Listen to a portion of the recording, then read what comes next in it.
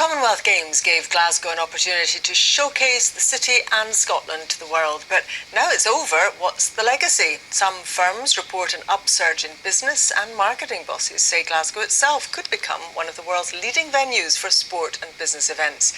Well, our correspondent David Henderson is here and can tell us more. David.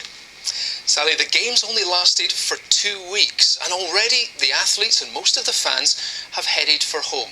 But what a fortnight it was. The Games organisers see this event as one long advert for what Glasgow can deliver. And while some Scottish products are selling well, it's Glasgow itself which is now being sold as a venue for big events. You'll have heard of some of them: the MTV Music Awards, the World Gymnastics Championships, and the BBC Sports Personality of the Year Awards. But how about these ones? Huge conferences for Bible students on sports injuries and on the latest soil science. All of them will attract thousands of people, and all of them will bring millions of pounds of business to Scotland. There's no stopping us right now. It takes years of effort to host an event on this scale, preparing the venues, setting the stage. The cost is high, so is this an investment for the future? The Games may be over, but the work doesn't stop. At this Glasgow warehouse, handbags, purses and wallets made from Harris tweed are prepared for dispatch. As official merchandise, they've been selling fast.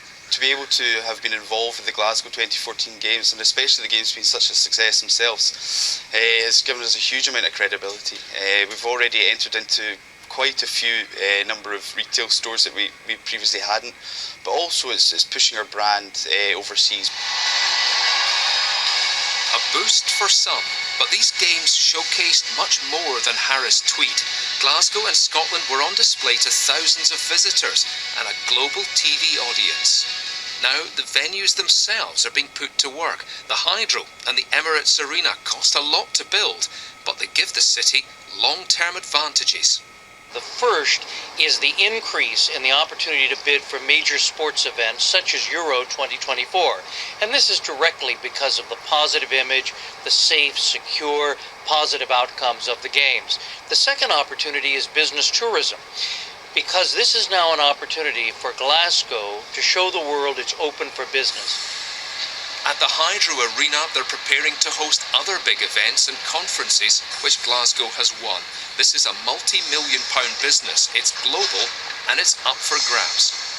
This city has overcome competition from Toronto and from Melbourne, from London, from Florence, from Geneva, and Nanjing in China. So we're more than capable of competing on a world stage.